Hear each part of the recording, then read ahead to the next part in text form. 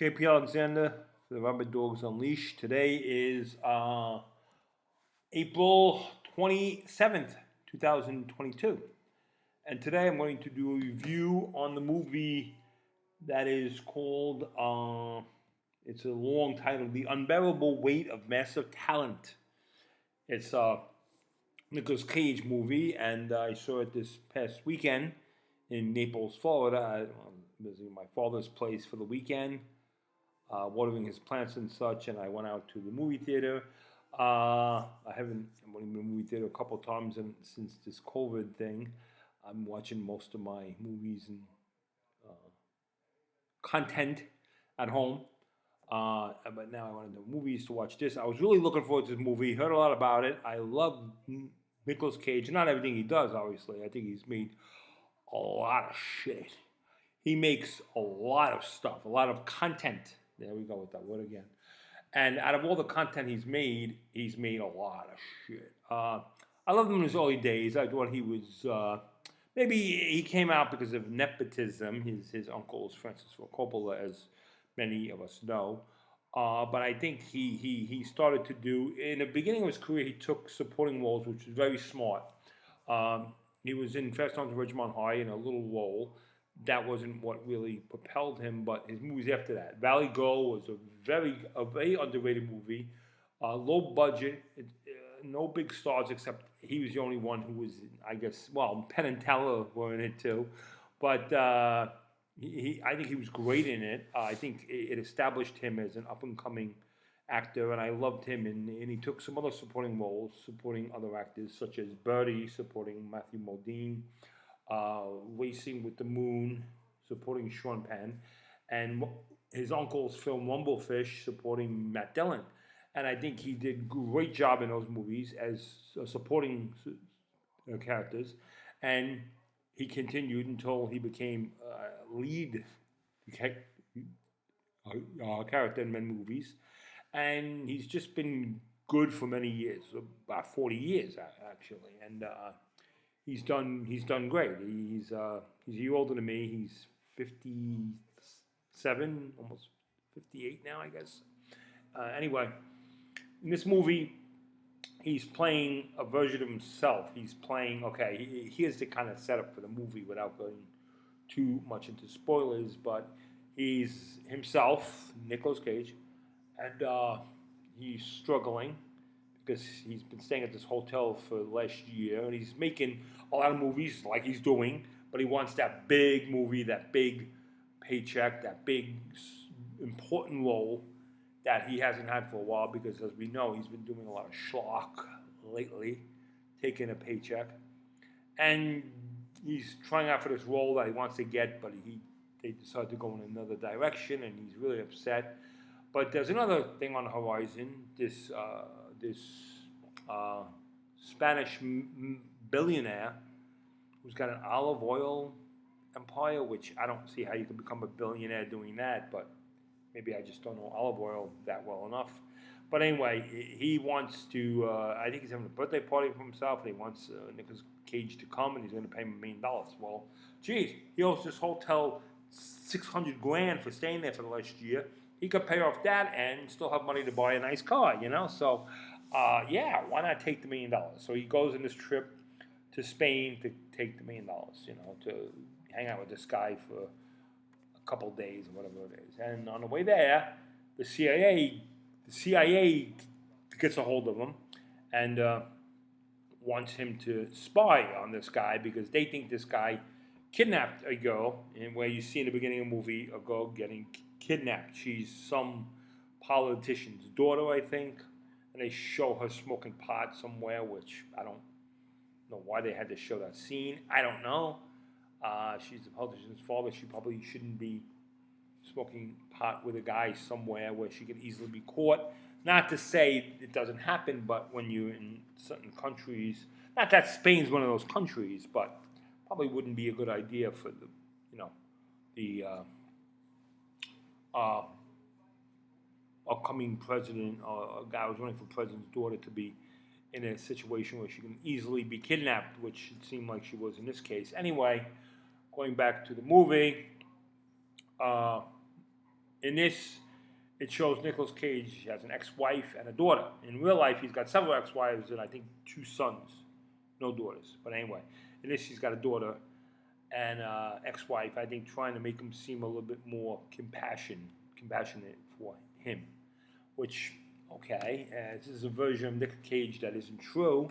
I think this is more a version of Nick Cage, as well as others want us to believe is Nick Cage. And I don't really need to know who Nick Cage is that well. I mean, I like him as an actor. I don't need to know his inner workings. I don't think he's crazy. I think he can play crazy really well in films, and he's done it. So, okay, and I think they had a great premise in this film, and they fucked it up. They fucked it up with the CIA shit, which I don't think has to be there. And I think that just derails the movie. The first maybe third of the movie is really good. I was really interested to see where it went, and then it went nowhere. The supporting characters, the one who plays ex-wife is good, I guess. The one who plays his daughter, I guess, is good, even though their roles are kind of like, I don't know. I don't think they were well written. Pedro Pascal, who plays the Spanish olive oil magnate, billionaire, whatever, he's good. I actually like him. I think he stole the scenes he was in. He was good in this film. He was the best part of this film. His role is filmed like his character is a fanboy of Nicolas Cage, and they could have did more with that. They mentioned some movies that, like Guarding Tess, they mentioned, which is kind of funny how they mention that. And they mention, of course, Face Off, the face comes off. They mentioned it several times. And this film had some good scenes in it, had some good laughs, but then the laughs were followed up with just uncomfortable moments of just not laughing, not being funny. I think it could have been a much better film. They had a great premise. The writers wrote themselves into just dead ends, and I was really disappointed in this movie a lot. I give it a 5.5 out of 10. Not that I'm not. I almost, with about a half an hour in the movie left to go, I almost got up and walked out of the movie theater. I almost got up and said, I'm bored. This isn't. I just don't like where this movie went. I don't like where it's going. It's got stupid. The ending was silly, was asinine, and silly, and juvenile, and just. This is like one of his bad films could have been like this, and I thought this was going to be one of his good films, more of a comeback, even though he didn't go anywhere, which is another in-joke in the movie. I was just disappointed a lot in this film. They had a great, like I said, a great premise. They could have went somewhere with it. But it's like the writers had something good. It's like, here, isn't this good? It's like this. Isn't this good? Isn't this good? Isn't this something you want to see? Yeah. Well, we have it right here. Okay. What are you going to do with it? Well, we don't have to do anything. We have it. We have it. We don't have to do anything with it. We have it. They had a great story, a great starting premise, and they just went nowhere with it. Have me in that writer's room and pay me 1/10 of what those writers got paid, and I could have came up with something better than what's on the screen. I know I can. Why? I'm not even that funny. Well, I think I am kind of funny, but it just didn't seem like the writers were that good. I can't see how you are a good writer and you write this. This was weak. Again, get the CIA plot, throw that out. That has nothing to do with this film. The 2 CIA agents, I didn't believe were CIA agents. It seemed like the CIA is just a 3-person, 4-person operation. No. I didn't feel these people were CIA at all. I didn't feel the movie was like the CIA is really, wanting him to spy. I didn't get that. It's almost like, hey, here's Nicolas Cage's movies, and this is real Nicolas Cage doing what he does in his movies. Isn't that funny? Not really. Not many laughs. And it didn't help that I was in a movie theater that had maybe 2 other the people in the whole movie theater. So there was barely a chuckle. I chuckled a little bit. Maybe one other person chuckled a little bit, not as much as me. Another person, I went,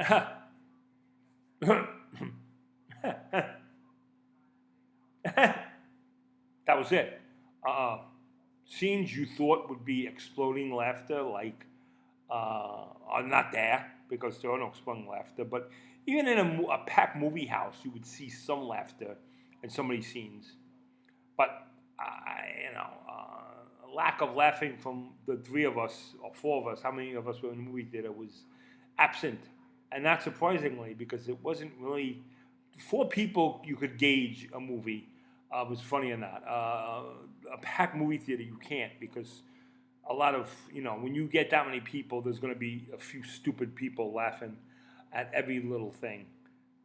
So I think this is probably even a better crowd to see it in with four people. But I was thinking, I'm looking around, and some scenes I thought were kind of humorous, and I'm like, that's kind of okay. But then nobody else laughs, so I'm thinking, am I the only one who finds that? So I think I actually found it funnier than the other people in the movie theater. That's what I'm thinking. So I'm in the movie theater, and like I said, I was thinking about leaving twice. I was thinking about getting up and just walking out, but then I had my car parked. I had a parking spot. This whole outside mall area. It's a big shopping center called Mercado in Naples. Really fun place. Got a lot of bars and restaurants in it. I was going to eat in one of the bar restaurants after this movie, and I looked at my not my watch. My phone was off too, so I just estimated what time it was, and I'm like, I'm a little early, so I think I should wait out the movie. If I leave now, I'm gonna be a little early for dinner, so I should wait till the movie's over. And of course, I was right. It didn't get any better. It actually got dumber. It was in the middle of dumb, and it got I could say at least the last half an hour probably stayed as dumb. It didn't get any dumber. Well, probably, maybe, but it was dumb. That half an hour was just all dumb. And I'm not sure if the last half an hour, maybe the last 5 minutes was actually better. Well, the last 5 minutes was better because they stopped the stupidity and they got to just trying to be a heartfelt movie. And I guess I didn't buy it. I didn't buy that's what Nicolas Cage is. I think somebody just said, I got a great idea for a movie. How about you play yourself? And they go, yeah. And they got a bigger budget for it. And they said, we'll film it in Mallorca. Would have been really funny if they would have had Alec Baldwin's wife just come out and just do her fake Spanish accent, and that would have been a good in-joke, right? That would have been funny. I think I just came up with that. I just came up with that right now.